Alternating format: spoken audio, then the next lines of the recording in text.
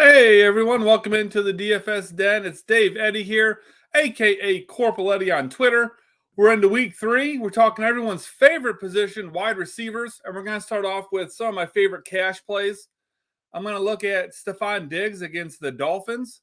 I think he's probably going to be the most popular wide receiver on the slate. Great spot. Could be a very high-scoring game.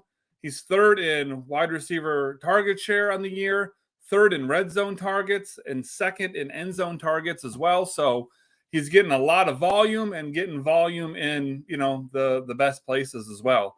I also am looking at Jacoby Meyer going up against the Ravens. Now, Ravens have given up the most points to wide receivers so far through 2 weeks. Now, granted, that's a little bit skewed with their matchup last week against the Dolphins. But, to Meyer's credit, he is 15th in the league in target share percentage and has almost twice as many targets as the next closest player on New England. So, if this is a game that they're going to have to throw in, it just means more volume likely for Myers. So I like that, and we should either way get a decent volume at a reasonable price. So that's something that I'm interested in cash. Now, if you want to save some serious dough, we got Ashton Doolin going up against the Chiefs.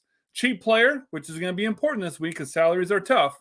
And in the mix were week 1 with Pittman, and then he led the team in week 2 without Pittman. And I expect that the Colts will probably be playing catch-up, giving Doolin solid volume for the price. Now let's talk MME. We're going to go back to Diggs. So again, Diggs is going to be everyone's play. So you've kind of just got to decide if you want to eat the chalk on him or if you think that there's a path to failure leading to leverage going somewhere else. So just know that he's popular and that, playing him means you really have to differentiate yourself somewhere else or, you can just not play him. Amon-Ra St. Brown going up against the Vikings. Dude's absolutely dominated the league now for like half a season. And I think he's finally getting the love that he deserves. Similar to Diggs, the question you have to ask yourself is if you want to eat the chalk or if you see a path to failure for him.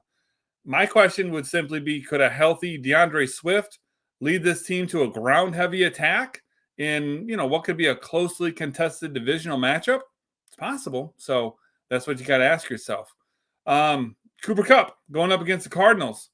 Only Amon-Ra St. Brown has been more consistent or more consistently good even than Cooper Kupp.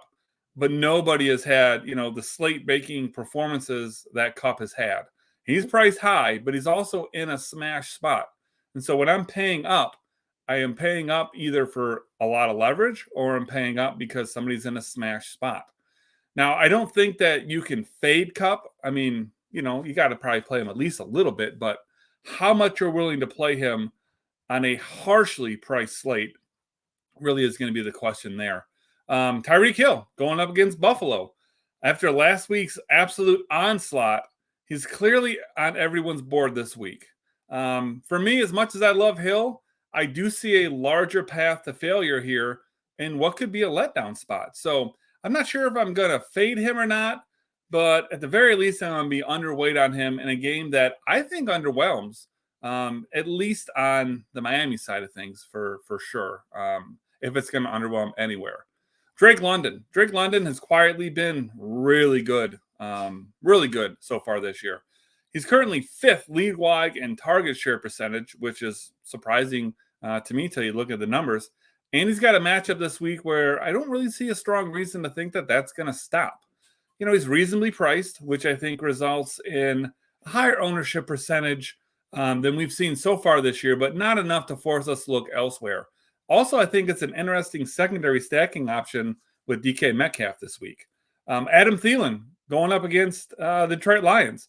Possible leverage off of Jefferson, who's going to be very popular this week.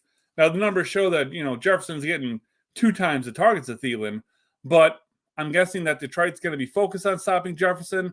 Granted, most people probably are, but we've seen games where, Thielen comes, I wouldn't say out of nowhere, but, Thielen comes up with 100 yards and 2 touchdowns. So, that's certainly well within his range of outcomes. And if that's the case and you have him over Jefferson, you're going to be quite a bit ahead of the field. Chris Salave going up against the Panthers. Kind of like Drake London, another wide receiver that's quietly been pretty good. Leads the league in air yards. Granted, that's a little bit misleading because There was definitely some serious overthrows by Jameis last week that adds to that, but either way, it's still a good sign. And, quite honestly, he's been step for step with Thomas and Landry for targets there in New Orleans. So if you even think about one of those, Thomas TDs go Olave's way, I think he'd be priced a little bit differently this week. So very good price on Olave in a week where, again, we need it. And last guy I want to talk about, Garrett Wilson. He's going up against the Bengals. He's 4th in the league in air yards, and he's not so quietly put up good numbers so far in his first 2 NFL games. Wilson's numbers are all of that on Olave's and then a little bit. So he does come in a little bit more expensive for that reason. He's going to be a little bit higher owned than Olave for those reasons. But I think both of them are shaping up to be, really good plays for you this week. So listen, if you haven't done so yet, I need you to pop over here, subscribe to the channel, make sure you turn on notifications so you get an alert every time a new video comes out, and then go ahead and drop a like on this one for me. I'll see you guys next time.